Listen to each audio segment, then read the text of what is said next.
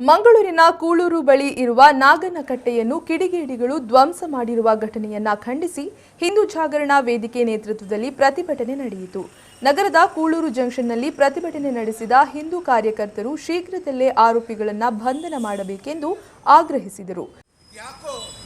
ಕಳೆದ ಹಲವಾರು ದಿನಗಳಿಂದ ಜಿಲ್ಲೆಯಾದ್ಯಂತ ಹಿಂದೂಗಳ ಶ್ರದ್ಧಾ ಕೇಂದ್ರದ ಮೇಲೆ ಅವ್ಯಾಹತವಾಗಿ ದಾಳಿಗಳನ್ನು ನಡೆಸುವುದು, ಅವುಗಳನ್ನು ಮಲಿನಗೊಳಿಸುವುದು, ಧ್ವಂಸಗೊಳಿಸುವುದು ಈ ಒಂದು ಪ್ರಕ್ರಿಯೆ ನಡೆದುಕೊಂಡು ಬರ್ತಾ ಇದೆ.